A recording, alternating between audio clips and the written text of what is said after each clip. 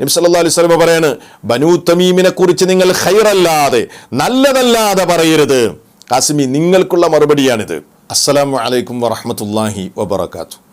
അൽഹംദുലില്ലാഹി റബ്ബിൽ ആലമീൻ വസല്ലല്ലാഹു അലാ നബിയ്യിനാ മുഹമ്മദിൻ വഅലാ ആലിഹി വഅസ്ഹാബിഹി അജ്മഈൻ. അമ്മാ ബഅദ്. സ്നേഹാദരണീയരായ സഹോദരങ്ങളെ, വാക്കുകൾ ശ്രവിച്ചുകൊണ്ടിരിക്കുന്ന സുഹൃത്തുക്കളെ, റഹ്മത്തുള്ള ഖാസിമി മൂത്തേടം അദ്ദേഹത്തിൻ്റെ പിഴച്ച വാദങ്ങളെയാണ് നമ്മൾ വിശകലനം ചെയ്തുകൊണ്ടിരിക്കുന്നത്. മഹാനായ ഇമാം മഹ്ദിയുമായി ബന്ധപ്പെട്ട് ഇയാൾ നടത്തിയ ചില പരാമർശങ്ങൾ അത് ഇസ്ലാമിക പ്രമാണങ്ങൾക്ക് വിരുദ്ധമാണ് എന്ന് മാത്രമല്ല, ഇസ്ലാമിൻ്റെ ശത്രുക്കൾക്ക് വടികൊടുക്കുന്നതാണ്, അതല്ലെങ്കിൽ ഇസ്ലാമിൻ്റെ ശത്രുക്കൾക്ക് ഏറെ സന്തോഷമുണ്ടാക്കുന്ന കാര്യമാണ് എന്നത് അത് കേട്ട എല്ലാവർക്കും അറിയാവുന്ന ഒരു കാര്യമാണ്. ഏതാണെങ്കിലും മഹ്ദിയുമായി ബന്ധപ്പെട്ട അദ്ദേഹത്തിൻ്റെ പരാമർശങ്ങൾ ഏറെ വിവാദമായപ്പോൾ അതിനെ വെളുപ്പിക്കാൻ വേണ്ടി ഒരു ന്യായീകരണവുമായി വീണ്ടും ഇയാൾ രംഗത്ത് വന്നു. എന്നാൽ അതിനെ ന്യായീകരിക്കാൻ വേണ്ടി അയാൾ നടത്തിയ ഒരു ഇൻ്റർവ്യൂ ഉണ്ടല്ലോ, ആ ഇൻ്റർവ്യൂ സത്യത്തിൽ ഏറെ കാര്യങ്ങൾ വഷളാക്കുകയാണ് ചെയ്തിരിക്കുന്നത് എന്നതാണ് അത് കേട്ടുകഴിഞ്ഞാൽ ഏതൊരാൾക്കും ബോധ്യപ്പെടുന്നത്. അതുകൊണ്ട് തന്നെ മഹ്ദിയുമായി ബന്ധപ്പെട്ട് ഇയാൾ നടത്തിയ ഈ പരാമർശങ്ങൾ ഇസ്ലാമിക പ്രമാണങ്ങളുടെ വെളിച്ചത്തിൽ നമുക്കൊന്ന് വിശകലനം ചെയ്യേണ്ടതുണ്ട്. ഇദ്ദേഹത്തിന് മറുപടി പറയുമ്പോൾ ചില ആളുകളൊക്കെ കമൻറ്റിൽ വന്ന് ചോദിക്കുന്നത്, നിങ്ങൾ അദ്ദേഹത്തിൻ്റെ പ്രഭാഷണത്തിൻ്റെ ചില ശകലങ്ങൾ മാത്രം കേട്ടുകൊണ്ടാണ് മറുപടി പറയുന്നത് എന്നൊക്കെയാണ്. അത്തരക്കാരോട് സൂചിപ്പിക്കാനുള്ളത്, അദ്ദേഹം ഇതുവരെ നടത്തിയ ഈ വിഷയവുമായി ബന്ധപ്പെട്ട എല്ലാ പ്രഭാഷണങ്ങളും മുഴുവനും കേട്ടതിന് ശേഷം മാത്രമാണ് അദ്ദേഹത്തിന് മറുപടി പറയുന്നത് എന്ന കാര്യവും കൂടെ ഓർമ്മപ്പെടുത്തുകയാണ്. ഏതാണെങ്കിലും അദ്ദേഹം പറഞ്ഞത് എന്താണ്? ഇമാം മഹ്ദിയുടെ ഏറ്റവും വലിയ ശത്രുക്കൾ അറബികളായിരിക്കും, അറബികൾ വിഡ്ഢികളാണ് എന്നൊക്കെ ഈ രൂപത്തിലുള്ള പരാമർശങ്ങൾ. അതേപോലെ തന്നെ ഇമാം മഹ്ദിയെ ഏറ്റവും കൂടുതൽ പിൻപറ്റുന്നത് ഇന്ത്യയിലെ കോടിക്കണക്കായ ഹിന്ദുക്കളായിരിക്കും എന്നൊക്കെയുള്ള പരാമർശങ്ങൾ നമുക്ക് വിശകലനം ചെയ്യാം. പ്രമാണങ്ങൾ എന്താണ് ഈ വിഷയത്തിൽ പറയുന്നത്? ഈ വീഡിയോയിലേക്ക് നിങ്ങളെ എല്ലാവരെയും സ്വാഗതം ചെയ്യുകയാണ്. حتى يتبين لهم أنه الحق. സഹോദരങ്ങളെ, റഹ്മത്തുള്ള ഖാസിമി മൂത്തേടം അദ്ദേഹത്തിൻ്റെ അജണ്ടയിൽ ദുരൂഹതയുണ്ട് എന്ന് ബുദ്ധിയുള്ള ആളുകളൊക്കെ വളരെ മുമ്പ് തന്നെ തിരിച്ചറിഞ്ഞിട്ടുണ്ട്. കാരണം ഈ രൂപത്തിലുള്ള പല പരാമർശങ്ങളും ഇപ്പോൾ മാത്രമല്ല മുമ്പ് അദ്ദേഹത്തിൽ നിന്നുണ്ടായിട്ടുണ്ടല്ലോ. മഹാനായ ഇബ്രാഹിം നബി അലൈഹിസ്സലാമിനെ അദ്ദേഹം അവഹേളിച്ചു. മാത്രമല്ല, മുസ്ലിമീങ്ങളേറെ ആദരിക്കുന്ന പരിശുദ്ധമായ കഅബാലയത്തെ നിന്ദിക്കുന്ന, അവഹേളിക്കുന്ന ഒരു മുസ്ലിമിൻ്റെ വായിൽ നിന്ന് ഒരിക്കലും വരാൻ പാടില്ലാത്ത വാചകങ്ങൾ ഈ റഹ്മത്തുള്ളയുടെ വായിൽ നിന്ന് വന്നപ്പോൾ തന്നെ ഇദ്ദേഹത്തിൻ്റെ കൂറ് ആരോടാണെന്നും ഇയാൾ ആർക്ക് വേണ്ടിയാണ് സംസാരിക്കുന്നത് എന്നും ഇയാൾ ആരുടെ മൈക്കാണ് എന്നുമൊക്കെ ഇദ്ദേഹത്തിൻ്റെ നിലപാടുകളിൽ നിന്നും സംസാരങ്ങളിൽ നിന്നുമൊക്കെ ബുദ്ധിയുള്ള ആളുകൾ മനസ്സിലാക്കിയിട്ടുണ്ട്. ഇദ്ദേഹം വളരെ ആവേശത്തോടു കൂടെ സംസാരിച്ചൊരു കാര്യം എന്താണെന്നറിയോ? ഇസ്ലാമിൻ്റെ ശത്രുക്കളായ ഫിലസ്തീനിലെ പാവപ്പെട്ട മനുഷ്യരെ ചുട്ടുകൊന്നുകൊണ്ടിരിക്കുന്ന ജൂതന്മാർ, ആ ജൂതരാഷ്ട്രത്തിൽ ഇസ്രായേലിൽ 25-ലധികം തവണ ഈ മനുഷ്യൻ സന്ദർശിച്ചിട്ടുണ്ട് എന്ന് അഭിമാനപൂർവ്വമാണ് റഹ്മത്തുള്ള ഖാസിമി പ്രസംഗിച്ചത്.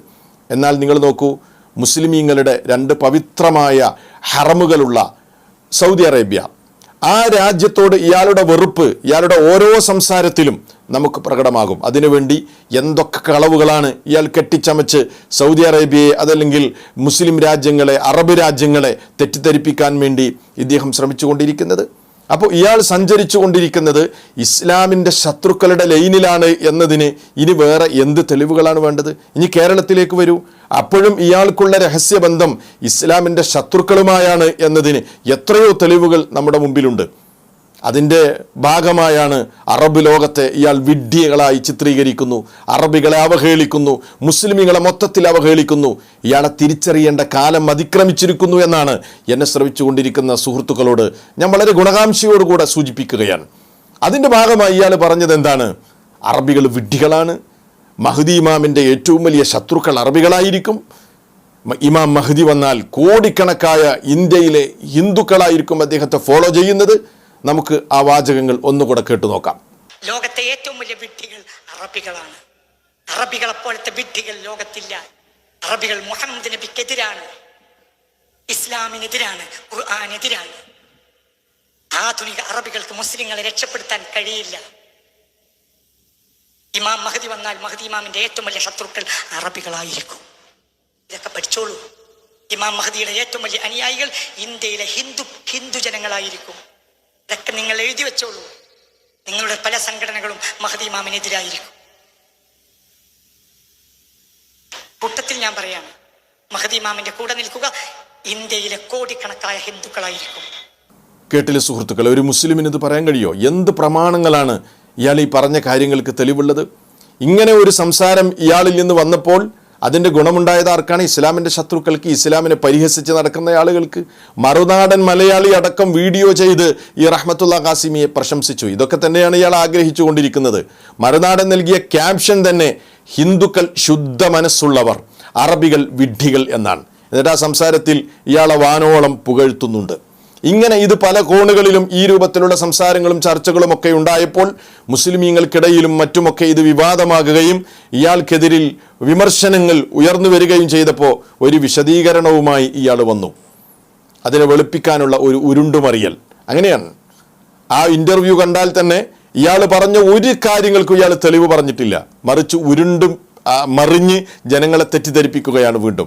ആ ഇൻ്റർവ്യൂ എന്തുകൊണ്ടാണ് ഇന്ത്യയിലെ കോടിക്കണക്കിന് ഹിന്ദുക്കൾ മഹ്ദി ഇമാമിനെ പിൻപറ്റുന്നത് എന്ന് ഞാൻ പറഞ്ഞത്, അതിൻ്റെ തെളിവ് എന്ന് പറഞ്ഞുകൊണ്ട്, അല്ലെങ്കിൽ അതിൻ്റെ കാരണം എന്ന് പറഞ്ഞുകൊണ്ട് ഇയാൾ നടത്തുന്ന ഒരു വിശദീകരണമുണ്ട്. അത് നിങ്ങളൊന്ന് കേട്ടു നോക്കൂ.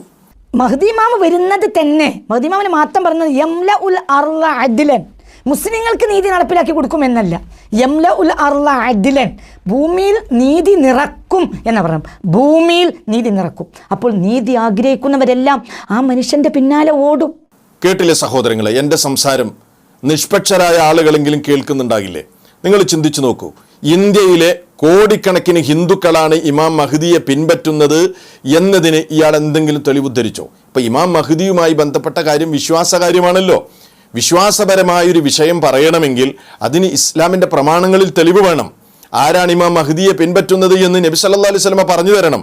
സ്വന്തം യുക്തി കൊണ്ട് ഇയാൾ കാര്യങ്ങളെ അളക്കുകയും അങ്ങനെ യുക്തിവാദം പ്രചരിപ്പിക്കുകയും തനിക്ക് ആരോടാണോ അനുകൂല മനസ്ഥിതി അവർക്ക് വേണ്ടി കാര്യങ്ങൾ ഈ രൂപത്തിൽ വളച്ചൊടിച്ച് പറയുകയുമാണ് ചെയ്യുന്നത്. എന്നിട്ട് ഉരുണ്ടുമറിയുക. എന്താണ് ഇയാൾ പറയുന്നത്? നീതി ഇഷ്ടപ്പെടുന്ന ആളുകളാണല്ലോ എല്ലാവരും, പ്രത്യേകിച്ച് ഹിന്ദുക്കളൊക്കെ. അതുകൊണ്ട് അവരായിരിക്കും ഇമാം മഹ്ദിയെ കൂടുതൽ ഫോളോ ചെയ്യുന്നത്, കാരണം ഇമാം മഹ്ദി നീതിയാണ് നടപ്പിലാക്കുന്നത് എന്ന്. എന്ത് വിഡ്ഢിത്തരമാണ് ഇയാൾ പറയുന്നത്? അപ്പം നീതി മുസ്ലിമീങ്ങൾ ഇഷ്ടപ്പെടുന്നില്ലേ? ഹിന്ദുക്കൾ മാത്രമാണോ നീതി ഇഷ്ടപ്പെടുന്നത്? എന്താണ് ഇയാൾ പറയുന്നത്? ഇപ്പം ഇന്ത്യൻ പ്രധാനമന്ത്രി മുസ്ലിമീങ്ങൾക്കും ഈ രാജ്യത്തെ എല്ലാവർക്കും സപ്പോർട്ട് ചെയ്യാൻ പറ്റുന്ന ഒരു നിയമം കൊണ്ടുവന്നാൽ ഹിന്ദുക്കൾ മാത്രമാണോ അയാളെ പിൻപറ്റുന്നത്, അതല്ലെങ്കിൽ അയാളെ ഫോളോ ചെയ്യുന്ന, അയാൾ ആ പറഞ്ഞ കാര്യത്തിൽ സന്തോഷിക്കുന്നത്? മുസ്ലിമീങ്ങളെ സന്തോഷിക്കുകയില്ലേ? മുസ്ലിങ്ങൾ ആ കാര്യം അംഗീകരിക്കുകയില്ലേ? എത്രമാത്രം വിഡ്ഢിത്തരമാണ് ഇയാൾ പറയുന്നത്? ഈ വ്യാഖ്യാനം ഈ റഹ്മത്തുള്ളക്ക് ആരാണ് പഠിപ്പിച്ചു കൊടുത്തത്? ഏതെങ്കിലും മുൻഗാമികൾ പറഞ്ഞോ ഈ രൂപത്തിൽ ലോകത്തുള്ള അതല്ലെങ്കിൽ ഇന്ത്യയിലുള്ള ഇത്തരം ആളുകളൊക്കെ ഇമാം മഹ്ദിയെ പിൻപറ്റും എന്ന്? ഇയാളങ്ങോട്ട് പറയാണ്. സത്യത്തിൽ സഹോദരങ്ങൾ, നിങ്ങൾ മനസ്സിലാക്കേണ്ട ഒരു കാര്യമുണ്ട്. മഹാനായ ഇമാം മഹ്ദി അദ്ദേഹം ഇവിടെ വരുന്നത് മുൻകഴിഞ്ഞു പോയ പ്രവാചകന്മാരുടെ പിൻഗാമിയായിട്ടാണ്. പ്രവാചകന്മാരെല്ലാം ഈ ലോകത്തേക്ക് വന്നാൽ അവരാദ്യത്തെ നീതിയായി ഇവിടെ നടപ്പിലാക്കിയത് എന്താണ്? ഏത് പ്രവാചകൻ വന്നപ്പോഴും ഏറ്റവും വലിയ നീതിയായ ഏകദൈവ വിശ്വാസമാണ് അവരിവിടെ നടപ്പിലാക്കിയത്. അതാണ് ഈ ലോകത്തിൻ്റെ സൃഷ്ടാവായ റബ്ബിനോടുള്ള നീതി. അതാണ് ഏറ്റവും വലിയ കാര്യം. ആ നീതിയാണ് അവർ നടപ്പിലാക്കിയത്. വിശ്വാസ വൈകല്യങ്ങളിൽ നിന്ന് ജനങ്ങളെ രക്ഷിച്ചു, വിഗ്രഹാരാധനകളിൽ നിന്ന് ജനങ്ങളെ രക്ഷിച്ചു. ഏറ്റവും വലിയ അനീതി എന്ന് പറയുന്നത് ദൈവേതര ശക്തികൾക്കുള്ള ആരാധനയാണ്. അതുകൊണ്ട് തന്നെ സർവ്വ പ്രവാചകന്മാരും ഒന്നാമത്തെ നീതിയായി ലോകത്ത് നടപ്പിൽ വരുത്തിയത് ഏകദൈവ വിശ്വാസമായിരുന്നു, തൗഹീദായിരുന്നു.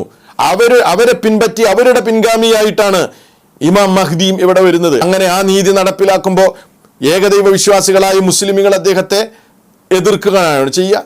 ഇത്ര വലിയ വിഡ്ഢിത്തം, ഈ നൂറ്റാണ്ടിലെ ഏറ്റവും വലിയ വിഡ്ഢിത്തമാണ് ഇയാൾ ഇവിടെ വിളമ്പിയത്. മനസ്സിലാക്കണം നമ്മൾ. ഇപ്പം നിങ്ങൾ നോക്കൂ, മഹാനായ ഈസ ബിൻ മറിയം, ഇമാം മഹ്ദിയുമായി ബന്ധപ്പെട്ട് ഈസാ നബി അലൈഹി സ്വലാമിൻ്റെ പുനരാഗമനമുണ്ടല്ലോ, നമ്മുടെ വിശ്വാസ കാര്യങ്ങളിൽപ്പെട്ട ഒരു കാര്യമാണത്. ഇമാം മഹ്ദിയുടെ വരുന്ന കാലഘട്ടത്തിൽ ഈ ഈസ ബിൻ മറിയമിൻ്റെ പുനരാഗമനം, അദ്ദേഹം വീണ്ടും ഈ ലോകത്തേക്ക് തന്നെ വരും. ഈസാ നബി അലൈഹി സ്വലാം വരുന്നത് എങ്ങനെയാണ്? നബി സല്ലല്ലാഹു അലൈഹി വസല്ലം പരിചയപ്പെടുത്തി ഹക്കമൻ അദുലൻ എന്നാണ്, നീതിമാനായ ഭരണാധികാരിയായിട്ടാണ് ഈസാ നബി അലൈഹി സ്വലാം ഇവിടെ വരിക. അദ്ദേഹം നീതിമാനായ ഭരണാധികാരി നീതി നടപ്പിലാക്കുമ്പോൾ അദ്ദേഹം നടപ്പിലാക്കുന്ന ആദ്യത്തെ നീതി എന്തായിരിക്കും? അത് നബി സല്ലല്ലാഹു അലൈഹി വസല്ലം നമുക്ക് പഠിപ്പിച്ചു തന്നിട്ടുണ്ട്. നോക്കൂ നിങ്ങൾ, വല്ലദീ നഫ്സി ബിയദിഹി, എൻ്റെ ആത്മാവ് ആരുടെ കരങ്ങളിലാണോ ആ റബ്ബ് തന്നെയാണ് സത്യം. ലയൂഷിക്കന്ന അൻ യൻസില ഫീകും ഇബ്നു മറിയം, നിങ്ങളിൽ ഈസ ഇബ്നു മറിയം ഇറങ്ങാറായിട്ടുണ്ട്. അദ്ദേഹത്തിന്റെ പുനരാഗമനമുണ്ടാകും. എങ്ങനെ? ഹക്കമൻ അദില, നീതിമാനായ ഭരണാധികാരിയായി. എന്നിട്ട് അദ്ദേഹം വന്നാൽ ചെയ്യുന്ന കാര്യം എന്താണ്? ഫയക്സിറ സ്വലീബ്, കുരിശിനെ അദ്ദേഹം തകർക്കും എന്ന് പറഞ്ഞാൽ ആ വിശ്വാസത്തെ അദ്ദേഹം തകർക്കും. അദ്ദേഹവുമായി ബന്ധപ്പെട്ട് ഇവിടെ നടക്കുന്ന അല്ലെങ്കിൽ ഇവിടെ നിലനിൽക്കുന്ന ഒരുപാട് ശിർക്കൻ വിശ്വാസങ്ങളുണ്ട്, ബഹുദൈവാരാധനയുമായി ബന്ധപ്പെട്ട കാര്യങ്ങളുണ്ട്. അതിനെ തകർക്കുകയും യഥാർത്ഥ തൗഹീദ് ജനങ്ങൾക്ക് എത്തിച്ചു കൊടുക്കുകയുമായിരിക്കും. ഈസാ അലൈഹിസ്സലാം ഇവിടെ വന്നാൽ ഒന്നാമതായി അദ്ദേഹം നടപ്പിലാക്കുന്ന നീതിമാനായ ഭരണാധികാരി എന്ന് പറഞ്ഞല്ലോ, ആ ഒന്നാമത്തെ നീതി അതായിരിക്കും. ഇതന്നെയാണ് ഇമാം മഹ്ദിയും ചെയ്യുക. എല്ലാ പ്രവാചകന്മാരും ചെയ്തത് ഇത് തന്നെയാണ്. എന്നിട്ട് ഇയാൾ പറയാണ് നീതി നടപ്പിലാക്കുന്നത് കൊണ്ട് കൂടുതൽ ഈ രൂപത്തിലുള്ള ആളുകളാണ് പിൻപറ്റുക എന്നത് ശുദ്ധ കളവാണ് റഹ്മത്തുള്ളാഹി ഖാസിമി പറഞ്ഞത്. എന്നിട്ട് അദ്ദേഹം പറയാണ് ഇമാം മഹ്ദി വന്നാൽ ഏറ്റവും വലിയ ശത്രുക്കൾ അറബികളായിരിക്കും. ഇയാൾക്ക് സൗദി അറേബ്യയോടും അതേപോലെ മറ്റു പല അറബ് രാജ്യങ്ങളോടൊക്കെ ചില വെറുപ്പും പ്രശ്നങ്ങളൊക്കെ ഉണ്ട്. അതുകൊണ്ട് ഇയാൾ എന്ത് ചെയ്യാണ്? ആ വെറുപ്പ് തീർക്കാൻ, ആ പക തീർക്കാൻ വേണ്ടി വിവരക്കേട് വിളിച്ചു പറയാം. അത് ഇസ്ലാമിന്റെ പേരിൽ പറയണോ ഖാസിമി? ഏറ്റവും വലിയ വിഡ്ഢികൾ ഏറ്റവും വലിയ ശത്രുക്കൾ അറബികളായിരിക്കും അത്രേ. ഒന്ന് കേട്ടു നോക്കൂ ആ ഭാഗം ഒന്നുകൂടെ. ഇമാം മഹ്ദി വന്നാൽ മഹ്ദി ഇമാമിന്റെ ഏറ്റവും വലിയ ശത്രുക്കൾ അറബികളായിരിക്കും. മഹാനായ ഇമാം മഹ്ദി ഇവിടെ വന്നു കഴിഞ്ഞാൽ ആ മഹ്ദിയുടെ കൂടെ നിന്ന് ദജ്ജാലിനെതിരെ യുദ്ധം ചെയ്യുന്ന ആളുകൾ ആരായിരിക്കും? മഹാനായ ഈസ ഇബ്നു മറിയമും അന്നത്തെ വിശ്വാസികളുമായിരിക്കും. ഇമാം മഹ്ദി ഉണ്ടാകും, ഈസ ഇബ്നു മറിയം ഉണ്ടാകും. ആ ഈസ ഇബ്നു മറിയമിൽ വിശ്വസിച്ച അന്നത്തെ വിശ്വാസികളായ ആളുകൾ ഉണ്ടാകും. ആ വിശ്വാസികളുടെ കൂട്ടത്തിൽ ദജ്ജാലിനെതിരെ ഇമാം മഹ്ദിയുടെ കൂടെ നിന്ന്, ഈസ ഇബ്നു മറിയമിന്റെ കൂടെ നിന്ന് ദജ്ജാൽ എന്ന് പറയുന്ന ഏറ്റവും വലിയ പെരുങ്കള്ളൻ, ആ ദജ്ജാലിനെതിരെ പോരാടുന്നതിൽ മുൻപന്തിയിൽ വിശ്വാസികളുണ്ടാകും. ആ വിശ്വാസികളുടെയും മുൻപന്തിയിൽ അറബികളായിരിക്കും ഉണ്ടായിരിക്കുക. ഇത് ഞാൻ പറയുന്നതല്ല, മഹാനായ റസൂൽ കരീം സല്ലല്ലാഹു അലൈഹി വസല്ലം പഠിപ്പിച്ചു തന്നതാണ്. ഹദീസും പഠിച്ചിട്ടില്ല, ഇസ്ലാമിന്റെ പ്രമാണങ്ങളും പഠിച്ചിട്ടില്ല. എന്നിട്ട് തോന്നിയത് വിളിച്ചു പറയാൻ എന്താണ് നബി സല്ലല്ലാഹു അലൈഹി വസല്ലം പഠിപ്പിച്ചത്? മഹാനായ അബൂ ഹുറൈറ റളിയല്ലാഹു അൻഹു പറയുകയാണ്, ശരിക്ക് കേട്ടോളി. എന്താ അബൂ ഹുറൈറ റളിയല്ലാഹു അൻഹു പറഞ്ഞത്? 3 കാര്യങ്ങൾ കൊണ്ട് എനിക്ക് ബനൂ തമീമിനെ ഇഷ്ടമാണ്. ബനൂ തമീം ഒരു അറബ് ഗോത്രമാണ്. നബി സല്ലല്ലാഹു അലൈഹി വസല്ലമയുടെ കാലഘട്ടത്തിൽ ഉണ്ടായിരുന്ന ഗോത്രമാണ്. ആ ബനൂ തമീമിനെ 3 കാര്യങ്ങൾ കൊണ്ട് എനിക്ക് ഇഷ്ടമാണ്. ആര് പറയാണ്? സഹാബിയായ അബൂ ഹുറൈറ റളിയല്ലാഹു അൻഹു പറയാണ്. ആ 3 കാര്യങ്ങൾ ഞാൻ വിശദീകരിക്കുന്നില്ല. അതിൽ പ്രധാനമായ ഒരു കാര്യം അബൂ ഹുറൈറ റളിയല്ലാഹു അൻഹു പറഞ്ഞത്, അല്ലാഹുവിന്റെ റസൂൽ ബനൂ തമീമിന്റെ പ്രത്യേകതയായി പറഞ്ഞത് എന്താണെന്നറിയുമോ?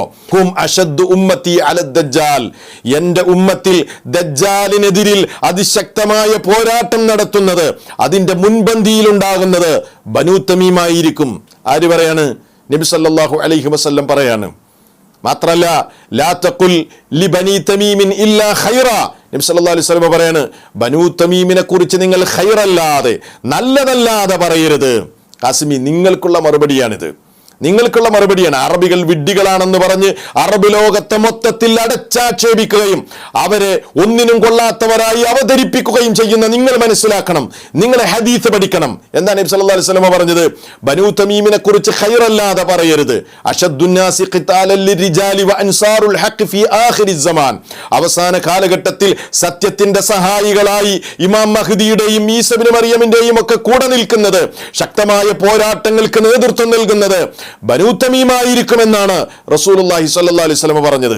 ആരാണ് ഈ ബനൂ തമീം? അറബികളല്ലേ ഖാസിമി? അറബികളല്ലേ? അറബ് ഗോത്രത്തെ കുറിച്ച് നിങ്ങൾ പഠിച്ചു നോക്കൂ. ഒരു അറബ് ഗോത്രവും ഒരു രാജ്യവും ഒരു അറബ് രാജ്യത്തും സ്ഥിരമായി അവരെ സ്ഥിര സ്വദേശമായി കാണാൻ കഴിയില്ല. മറിച്ച് സാഹചര്യങ്ങൾക്കനുസരിച്ച് അവർ പല അറബ് രാജ്യങ്ങളിലേക്ക് കുടിയേറി പാർത്തവരാണ്. നബി സല്ലല്ലാഹു അലൈഹി വസല്ലമയുടെ കാലഘട്ടത്തിൽ ഉണ്ടായിരുന്ന ബനൂ തമീം ഇന്ന് പല അറബ് രാജ്യങ്ങളിലും പ്രവിശാലമായി കിടക്കുകയാണ്. ചരിത്രം എടുത്ത് പരിശോധിച്ചു നോക്കൂ. സൗദി അറേബ്യയിലുണ്ട്, അതേപോലെ ഖത്തറിലുണ്ട്, കുവൈത്തിലുണ്ട്, ബഹ്റൈനിലുണ്ട്, ഇമാറാത്തിലുണ്ട്, അതേപോലെ തന്നെ പല രാജ്യങ്ങളിലും, കുവൈത്ത് പല രാജ്യങ്ങളിലും ബനൂ തമീമുണ്ട്. ഈ അറബികളായിരിക്കും ദജ്ജാലിനെതിരെ പോരാടുന്നതിൽ മുൻപന്തിയിലുണ്ടാകുന്നത്. അതുപോലെ തന്നെ അന്നത്തെ വിശ്വാസികൾ, ഈസാ നബി അലൈഹിസ്സലാമിൽ വിശ്വസിച്ച, ഇമാം മഹ്ദി അംഗീകരിച്ച വിശ്വാസികളായിരിക്കും ഇവരുടെ കൂടെ ഒക്കെ ഉണ്ടാവുക. ഇതാണ് ഇസ്ലാമിന്റെ പ്രമാണങ്ങൾ പഠിപ്പിക്കുന്നത്. എന്നിട്ട് നിങ്ങൾ വിളിച്ചു പറയാ അറബികൾ അവരല്ല, ഇന്ത്യയിലെ ഹിന്ദുക്കളാണ് എന്നൊക്കെ നിങ്ങൾ വിളിച്ചു പറയാം. എന്ത് പ്രമാണങ്ങളാണ് നിങ്ങളുടെ കയ്യിലുള്ളത്? കൊണ്ടുവാ. നിങ്ങളുടെ വായയല്ലാതെ എന്ത് പ്രമാണങ്ങളാണ് നിങ്ങളുടെ കയ്യിലുള്ളത്? അവ തോന്നിയത് വിളിച്ചു പറയാം. ഇയാൾക്ക് ചില ആളുകൾക്ക് അനുകൂലമായിട്ട് സംസാരിക്കണം, അതിന് ഇസ്ലാമിൻ്റെ പ്രമാണങ്ങൾ ആർക്കും അറിയാത്തത് എനിക്കറിയും എന്നൊക്കെ പറഞ്ഞ് തട്ടിവിടുക. അതുകൊണ്ട് ഇയാളുടെ അജണ്ട, ഇയാളുടെ ലൈന് ശരിയായ നിലക്ക് മനസ്സിലാക്കണം. ഇസ്ലാമിൻ്റെ ശത്രുക്കളുടെ ലൈനിലൂടെയാണ് ഇയാൾ സഞ്ചരിച്ചു കൊണ്ടിരിക്കുന്നത് എന്ന് ഈ അടുത്ത കാലഘട്ടത്തിലൊക്കെ ഇയാൾ നടത്തിയ പരാമർശങ്ങൾ എടുത്ത് ചിന്തിക്കുന്ന ബുദ്ധിയുള്ള ഏതൊരാൾക്കും മനസ്സിലാക്കാൻ കഴിയുമെന്ന കാര്യം നിങ്ങളെല്ലാവരും ഓർക്കണം. അതുകൊണ്ട് കാര്യങ്ങൾ കൃത്യമായി മനസ്സിലാക്കുക, ഇത്തരക്കാരെ തിരിച്ചറിയുക, ഉമ്മത്തിൻ്റെ ചാരന്മാരെ തിരിച്ചറിഞ്ഞ് പ്രമാണങ്ങളിലൂടെ അള്ളാഹുവിൻ്റെ ദീൻ എന്താണോ കൃത്യമായി പഠിപ്പിക്കപ്പെട്ടത് ആ പഠിപ്പിക്കപ്പെട്ടതിലൂടെ മുന്നോട്ട് പോകാൻ നമ്മളെല്ലാവരും സന്നദ്ധരാകണമെന്ന് ഓർമ്മപ്പെടുത്തുകയാണ്. ഇനി ഇദ്ദേഹം പറഞ്ഞ വേറെ ചില കളവുകളും കാര്യങ്ങളൊക്കെ ഉണ്ട്. സൗദി അറേബ്യ ആക്ഷേപിക്കാൻ വേണ്ടി ഇയാൾക്ക് സൗദി അറേബ്യ തടയപ്പെട്ടു എന്നാണല്ലോ പറയുന്നത്. എന്തുകൊണ്ട് ആ സത്യം വിളിച്ചു പറഞ്ഞതുകൊണ്ടാണ് അത്രേ. എന്ത് സത്യമാണ് ഇയാൾ വിളിച്ചു പറഞ്ഞത് എന്ന് നമുക്ക് പരിശോധിക്കാം. ഇൻഷാ അല്ലാഹ് വരും സംസാരങ്ങളിലൂടെ നമുക്ക് അത്തരം ചില വിഷയങ്ങൾ കൂടെ പരാമർശിക്കാനുണ്ട്. സത്യമായി മനസ്സിലാക്കാനുള്ള തൗഫീഖ് അല്ലാഹു സുബ്ഹാനഹു വ തആല നമുക്കെല്ലാവർക്കും നൽകി അനുഗ്രഹിക്കുമാറാകട്ടെ. വസ്സലാമു അലൈക്കും വറഹ്മത്തുള്ളാഹി വബറകാതുഹു.